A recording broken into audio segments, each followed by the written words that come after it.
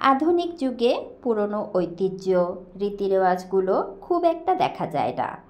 তবুও আমার মনে পড়ে গেল আমার দাদার কিছু কথা। কোরবানি ঈদ এলেই তিনি বলতেন, আটার রুটি পাঁঠার মাংস। কিন্তু আমি বলবো, গরুর মাংস চালের রুটি। এ যেন এক অপূর্ব জুটি। এই জুটিটা আপনাদের ভাইয়ার খুব পছন্দ। শুধু আপনাদের ভাইয়ার একাই পছন্দ নয়, বরিশালের অনেকেরই এই গরুর মাংস চালের রুটির জুটিটা ভীষণ পছন্দ। আসসালামু আলাইকুম। কেমন আছেন সুপ্রিয় দর্শক? নিশ্চয়ই ভালো আছেন। গরুর মাংস চালের রুটি এ যেন এক অপূর্ব জুটি। আর আজকে আমি এই জুটিটাই রান্না করছি। আপনাদের ভাইয়ার আবার এই চালের রুটি গরুর মাংস অনেক পছন্দ। গতকালকে আমার বড় ভাসুরের বাসায় গিয়েছিলাম, সেখানে সে চালের রুটি আর গরুর মাংস খেয়ে এসেছে।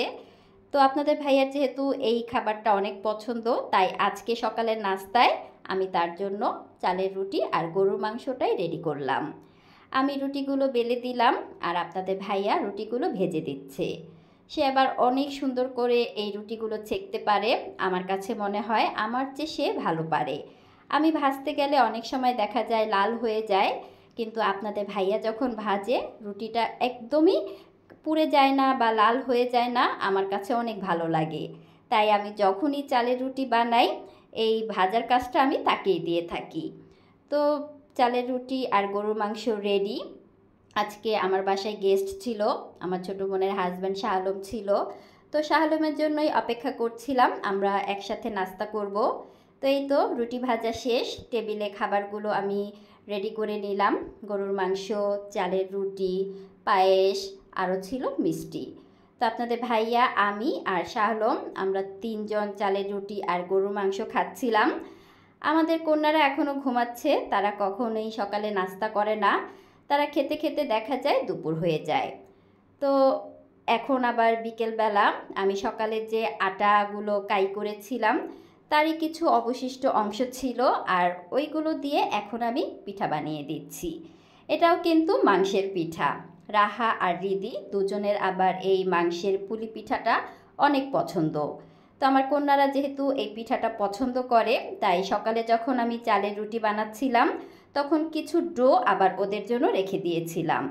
তো কন্যারা যেহেতু পছন্দ করে এবং আপনাদের ভাইয়া যেহেতু পছন্দ করে, আর তাদের পছন্দের খাবার যদি আমি বানিয়ে না দেই তা কি হয়? যাই হোক, আমি রুটিগুলো বানিয়ে দিচ্ছিলাম, আর ভাজার জন্য এখন আবার আমি রাহাকে রেডি করলাম। সকালবেলা আপনাদের ভাইয়া আমাকে হেল্প করেছিল রুটি ভেজে দিয়ে, আর এখন বিকেলের নাস্তার সময় রাহা আমাকে ভেজে দিচ্ছে। যখনই কাজ করতে আসি এরকম বাবা মেয়ে কেউ না কেউ আমাকে হেল্প করে। তো ভালো লাগে যখনই আমি কাজ করি তারা আমাকে অনেক হেল্প করে। আসলে এটাও একটা ভাগ্যের ব্যাপার। পিঠাগুলো আমি রেডি করে দিয়ে রান্নাঘর থেকে চলে এসেছিলাম। সবগুলো পিঠা রাহা ভাজলো, আর তার মধ্যে আমিও ফ্রেশ হয়ে নিলাম। তো কেমন লাগলো আমার সকালের নাস্তায় গরুর মাংসের সাথে চালের রুটির জুটি, আর বিকেলের নাস্তায় গরুর মাংসের সাথে পুলি পিঠা? আজ তাহলে এখানেই বিদায় নিচ্ছি। আল্লাহ হাফেজ।